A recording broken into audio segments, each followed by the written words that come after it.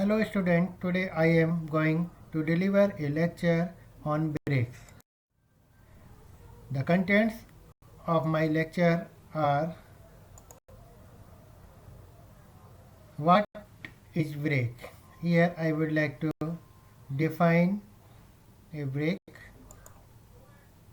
Then I would like to discuss various factors which affect braking performance, and then I would like to discuss desirable properties of brake material, and at last I would discuss different types of brake.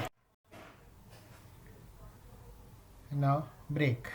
Brake is defined as a device by means of which artificial frictional resistance is applied to a moving machine member in order to retard or stop the motion of a machine.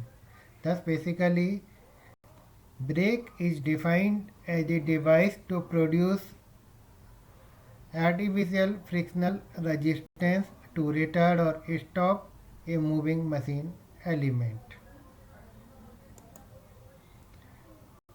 In the process of braking, the brake absorbs either kinetic energy of the moving member or potential energy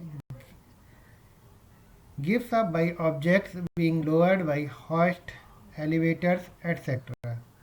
The energy absorbed by the brake is dissipated in the form of heat, and this heat is dissipated in the surrounding air or water which is circulated through the passage in the brake drum, so that excessive heating of the brake lining does not affect the braking action. Now I would like to discuss various factors which can affect braking performance. The first or important factor is the pressure acting between the braking surfaces, or pressure applied by the brake on moving member. If pressure is more, then more frictional force can be produced or more braking torque can be obtained, because braking force is proportional to the normal pressure between the braking surfaces. The coefficient of friction between the braking surface also affects the braking performance, since braking torque is directly proportional to coefficient of friction. And if coefficient of friction is more, then we can obtain more frictional force as well as braking torque.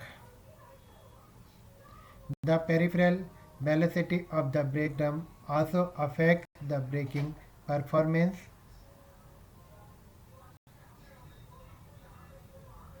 The projected area of the friction surfaces also affect the braking performance, because if projected area of friction surface is more, then we can obtain more frictional force as well as more braking torque. Fifth, the ability of the brake material to dissipate heat equivalent to the energy being absorbed. So thus, brake should be able to dissipate the heat which it absorbs during braking action. All these factors affect braking performance considerably. Now I would like to discuss desirable properties of a brake material. First, it should have high coefficient of friction with minimum fading. In other words, the coefficient of friction should remain constant with change in temperature, and its value should be as high as possible. Second, it should have low wear rate so that life of the brake would be more. Third, it should have high heat resistance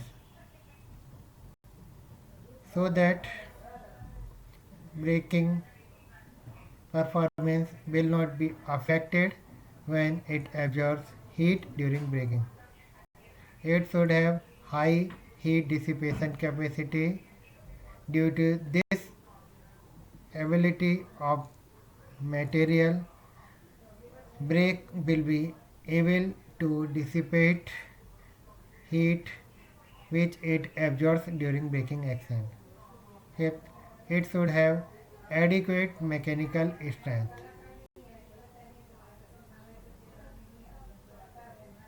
so that it can apply sufficient pressure. And sixth one, it should not be affected by moisture and oil.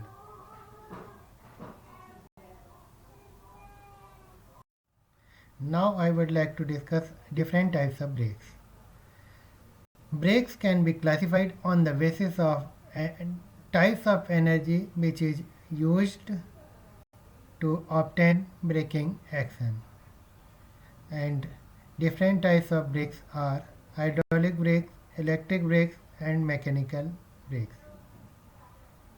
If we use hydraulic or energy of fluid to obtain braking action, then brake is called hydraulic brakes.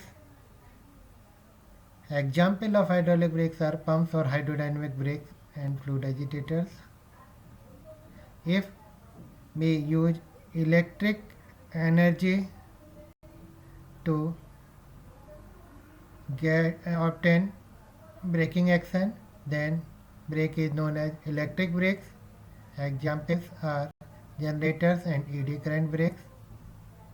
And if mechanical braking action is obtained by through mechanical force, then brake is known as mechanical brakes, and all mechanical brakes are classified into two groups on the basis of direction of applied force.